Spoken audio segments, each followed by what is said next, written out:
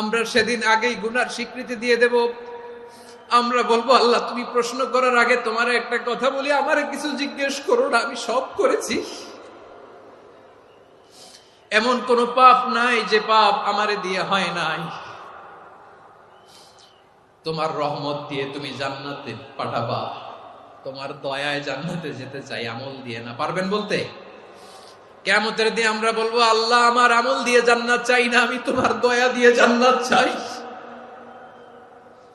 তোমার দয়া ছাড়া আমার কোনো উপায় নাই। লিল্লাহি তাকবীর, নারায়ে তাকবীর, নারায়ে তাকবীর।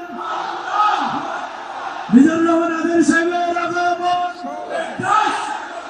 পটুয়াখালীর পক্ষ থেকে। প্রিয় পটুয়াখালীবাসী, আপনারা কেমন আছেন সবাই? আমি তো দেখলাম যে গতকালই এসে আপনারা বসেছিলেন। কষ্ট হয় নাই? সারাদিন খাওয়া দাওয়া করতে পেরেছিলেন তো? নামাজগুলো সময় মতো পড়তে পেরেছেন? মাশাআল্লাহ, মাশাআল্লাহ। আল্লাহ তাআলা কবুল করুক, আমরা পড়ি আমিন। আপনারা শুনেছেন যে প্রতিটি বিভাগে আমরা একটি করে প্রোগ্রাম দিচ্ছি, একবার করে সফর করছি। তারই ধারাবাহিকতায় বরিশাল বিভাগের এই প্রোগ্রাম আমাদের মাসুদ ভাইয়ের কারণে বাধ্য হয়ে আমাকে পটুয়াখালীতে দিতে হয়েছে। মাসুদ ভাই এমন ভাবে ধরেছেন, রিকোয়েস্ট করেছেন, সেটাকে ডিনাই করার, রিজেক্ট করে দেওয়ার সুযোগ আর হয়নি। আলহামদুলিল্লাহ। খুব চমৎকার একটি শহর, অসাধারণ একটি নগরী। আমি উপর থেকে দেখছিলাম, খুব গোছানো, খুবই গোছানো সুন্দর একটি শহর, আলহামদুলিল্লাহ।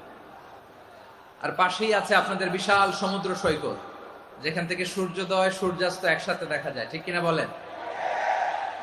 বরিশাল বিভাগের প্রতি আগে থেকেই আমার আলাদা একটা টান, দুটো কারণে।